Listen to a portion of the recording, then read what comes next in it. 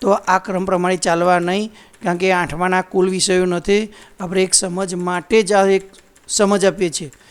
તો આના કોઈ કુલ ગુણને સાચું ન માની લેવું. તો અહીંયા માર્ક્સ જોઈ શકો છો, અહીંયા ગ્રેડ જોઈ શકો છો, અહીંયા જે બાળકોના ટકા આવ્યા એના આધારે બાળકનો પહેલો, બીજો, ત્રીજો નંબર પણ નીકળી ગયો. તો અહીંયા ફર્સ્ટ ક્લાસ વર્ગ શિક્ષકને ઉપયોગી કોઈ પત્રક બની ગયું. હવે કોઈ શિક્ષકને એમ થાય કે મારે કોઈ ધોરણમાં માર્ક્સમાં નંબર નથી આપવા, તો અહીંયા સૂચના આપેલી છે બાળકને પાસ નપાસ નથી લખવું, પાસ નપાસ જ આપવું છે, નંબર નથી આપવા. તો એકના જગ્યાએ અહીંયા લખેલું જ છે સૂચના, તમે જોઈ શકો છો. તો એકની જગ્યાએ 5 લખો, તો અહીંયા એકની જગ્યાએ આપણે 5 લખીશું. તો બસ પાસ નપાસનો આના વસ્તુનો ઉલ્લેખ અહીંયા જ્યારે તમે અહીંયા ચૂકી જાઓ તો માર્કશીટમાં પણ કરવામાં આવે છે. જ્યારે તમે માર્કશીટ કાઢો, અત્યારે જુઓ એકલું પાસ જ આવ્યું. માની લો કે અહીંયા તમે આ 5 કરવાનું રહી ગયું છે, નથી કર્યું. તો જ્યારે માર્કશીટ કાઢો, તો જ્યારે એક નિયમ છે માર્કશીટ કાઢો એ પહેલાં માર્કશીટના બાજુના બધા નિયમો વાંચી લેવા. તેમાં એક નિયમ આવે છે કે તમે બાળકની પાસ નપાસ નથી કરવા માગતા, અહીંયા નંબર આવે છે. તમને એમ લાગે કે મારે માર્કશીટમાં નંબર નથી જોઈતો, કાઢવા માટે શું કરો, અહીંયા નંબર આવે છે 5 નંબર, તો આના ઉપર ક્લિક કરો, એવું લખેલું જ છે. તો અહીંયા ક્લિક કરતો હમણાં જે બાજુના પત્રકમાં હતા ત્યાં જ પહોંચી ગયા. અને અહીંયા સૂચના આપેલી છે કે નંબર કાઢવો જ છે, તો 5 નંબર લખી દો. તમને એવું લાગે કે તમારી સ્કૂલના 50 વિદ્યાર્થીઓ હોય, એને મારે સૌથી પહેલાં નંબર રાખવો છે, મારે સૌથી પહેલાં 1 થી 3 નંબરની માર્કશીટને પહેલાં માર્કશીટ 1 થી 3 નંબર જે આવે છે એ વિદ્યાર્થીઓને શોધીને માર્કશીટ નંબરવાળી આપી છે, અને એ પતી ગયા પછી નંબર વગરની આપી છે. તો JMB સોફ્ટવેરની આ જ ખાસિયત છે. ફ્લેક્સિબલ તમે કહો તે પ્રમાણે અનુકૂળ સેટ કરી શકાય છે. તો જોઈ શકો છો આ પત્રક ખૂબ જ ઉપયોગી છે. અહીંયા સૂચના લખેલી છે, ફુદરીવાળો વિષયની ગણતરીમાં માર્ક્સ લીધેલ નથી. આ સંગ્રહિત પરિણામ પત્રક થઈ ગયું. આ માર્કશીટ JMB સોફ્ટવેરની ખાસિયત એ છે કે JMB સોફ્ટવેરમાં આપણે ખાલી માર્ક્સ જ એન્ટ્રી કર્યા, આવી જબરજસ્ત માર્કશીટ બની ગઈ.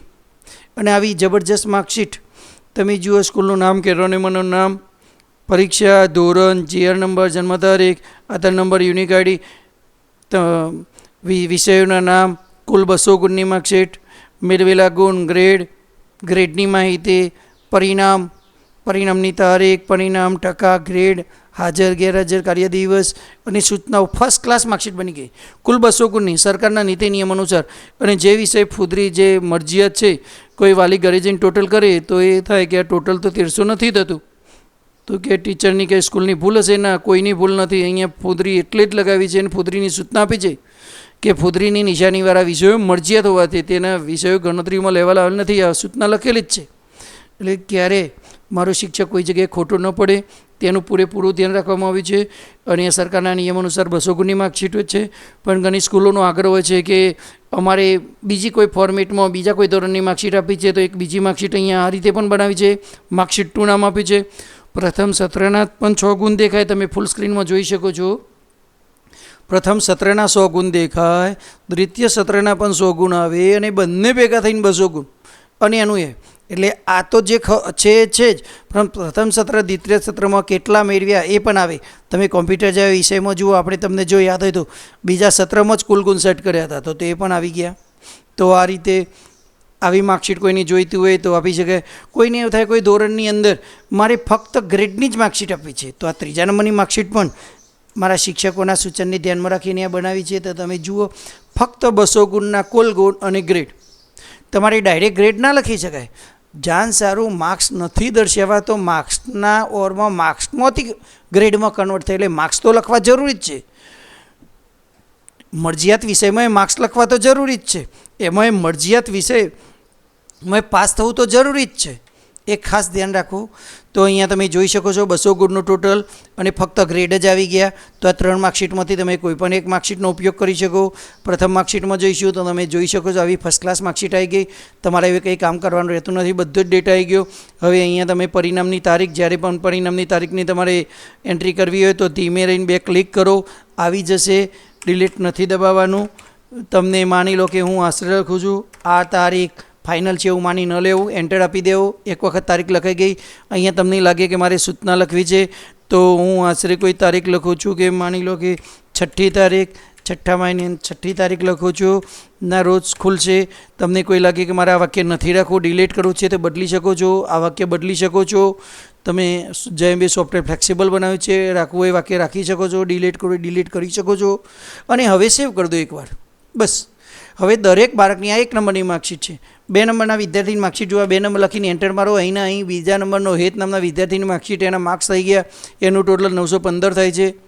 અને આ પરિણામ તારીખને તો આવી જ ગઈ, એક જ વખત સેટ કરવાની છે. આ 3જા નંબરનો વિદ્યાર્થી જે આપણે ગુજરાતીમાં નામ લખ્યું હતું એ આવી ગયા. તમે જોઈ શકો, આપણે 5 નંબર કાઢી નાખ્યો તો બધામાં નીકળી ગયો. આ 1 નંબર તો તમે જોઈ શકો છો.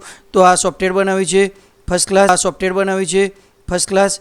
એના બાજુના પત્રકમાં જઈશું તો રિઝલ્ટ વર્ગ શિક્ષક માટે આ હાથ વગું પત્રક, કે એને ખબર હોય છે કે એના વર્ગમાં કેટલા પાસ થયા, કેટલા કુલ ગુણ આવ્યા, કોને કેટલા ટકા આવ્યા, કેટલા ગ્રેડ આવ્યા. અને કાર્ય દિવસનો એક આગ્રહ હતો કે અમારે પત્રકની અંદર કાર્ય દિવસ આવી જાય તો સરકારી પત્રકોમાં ઘણી જગ્યાએ માગતા હોય છે તો મારા એક કાગળની અંદરથી ઘણા બધા કામ થઈ જાય. અને તમે જુઓ 5 નંબર કાઢી નાખે તો બધી જ જગ્યાએથી 5 નંબર નીકળી ગયા.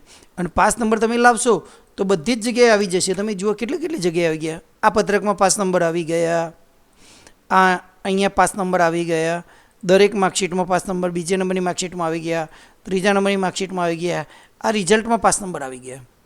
તો લાવવા હોય તો લાવી પણ શકાય, દૂર કરવા હોય તો દૂર પણ કરી શકાય.